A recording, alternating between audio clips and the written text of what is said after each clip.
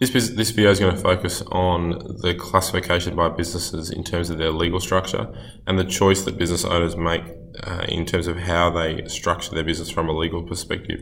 Sometimes that is a choice that they make because it's in the best long-term interest of the business, and sometimes it's a choice they make for the business just because it's the most convenient way to start a business, and that really applies specifically to a sole trader. So this video is going to focus on unincorporated businesses, which are those that are sole traders, and partnerships, and then subsequent videos will look at both private and public companies, which are considered to be incorporated in terms of their legal structure. So what does unincorporation actually mean? Unincorporated refers to a business that does not possess a separate legal entity or identity from its owners or owner. The owners bear full liability for any action or inaction of the business, and they can sue and be sued for business activity or inactivity. And you'll see with an incorporated entity that is not the case. So an unincorporated business cannot be succession. So for example, under a sole trader is an example of an unincorporated entity that if the business owner, as it says there, was to pass away, then the business entity ceases to exist along with their death. The same exists if there's a partnership. If there's a partnership of 3 partners and one of the partners leaves the partnership, then that partnership must be dissolved because of its unincorporated nature. There's no succession, and therefore that partnership cannot continue. Some of the key characteristics of a sole trader, so the first type of an unincorporated business structure, is that it's owned and operated by one person, and they provide all the finances and they make all the decisions. A sole trader can employ other people, but ultimately the owner has sole control of the business. A sole trader needs to be registered with ASIC if the business name is different to the owner's name. So for example, you could have Joe Blow Plumbing, that would not need to be registered, but a business name that does not include the person's name or it is something other than the person's business name, that business name needs to be registered with the Australian Securities and Investment Commission, or ASIC. One really important characteristic about a sole trader and unincorporated entities in general is that they have unlimited liability. Okay, what does that mean? Unlimited liability means that the partners or the owner, in the case of a sole trader, are equally responsible for the debts of that business. A sole proprietorship or sole trader business is owned by the individual, and they're personally responsible for any debts or obligations that is incurred through the business affairs. So what does that mean? Well, it means if the business were to get into financial trouble and they needed assistance, well, it's the owner who ultimately needs to try to provide that assistance. You know, a public company could go to its shareholders and try and get capital from those shareholders, but that's not the case with the sole trader.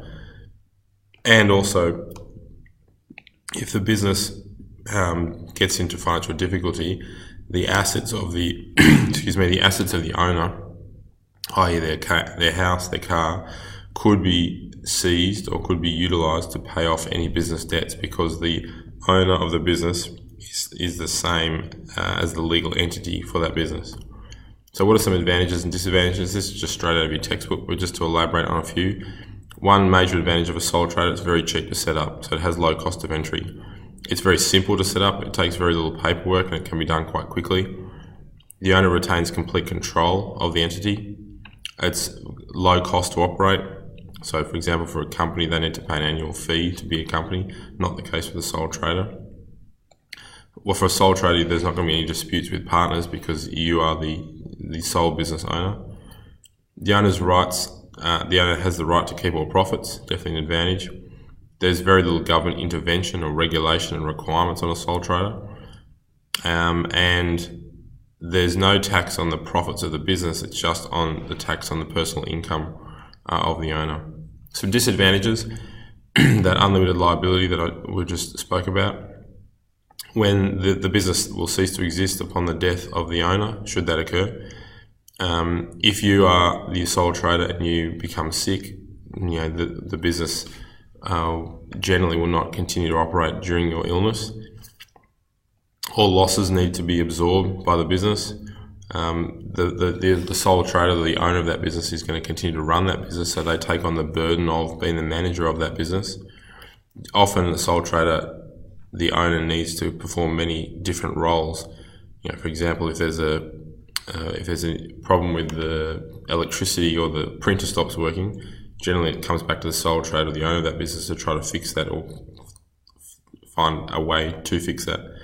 And it's also difficulty in raising finance for expansion, because generally external providers of capital don't want to provide that capital to a sole trader, specifically and largely because of the unlimited liability. Again, here's just an example of a really small business.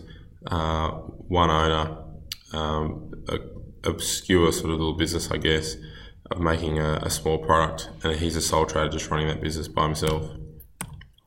Okay, in terms of partnerships, that's the other type of unincorporated entities.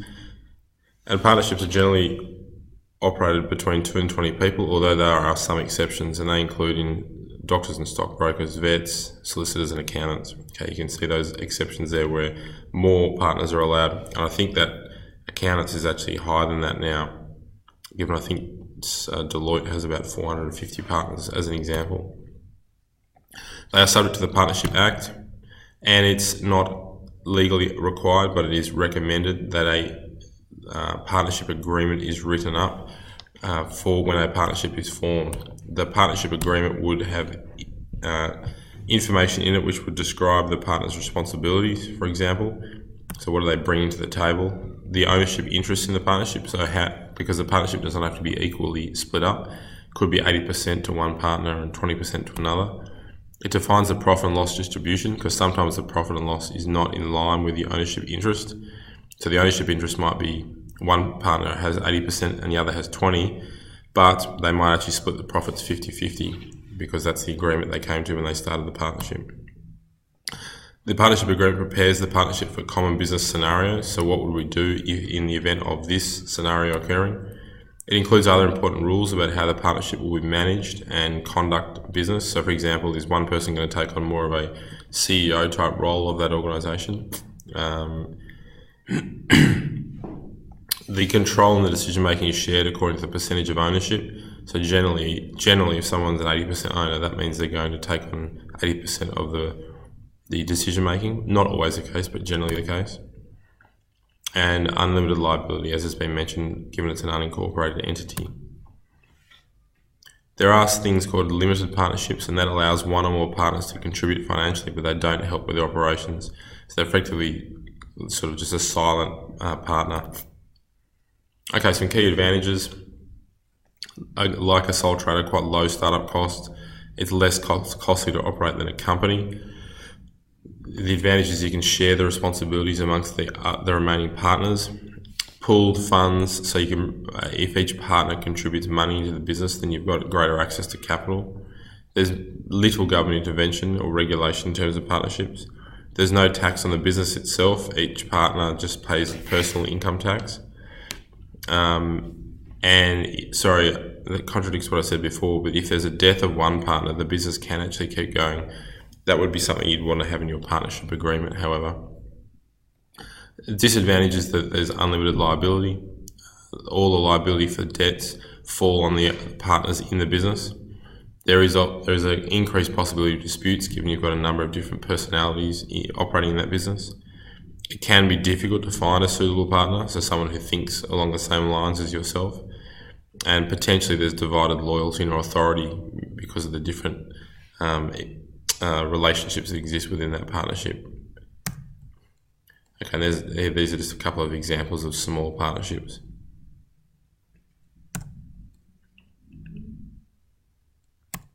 Okay, the next video will focus on incorporation.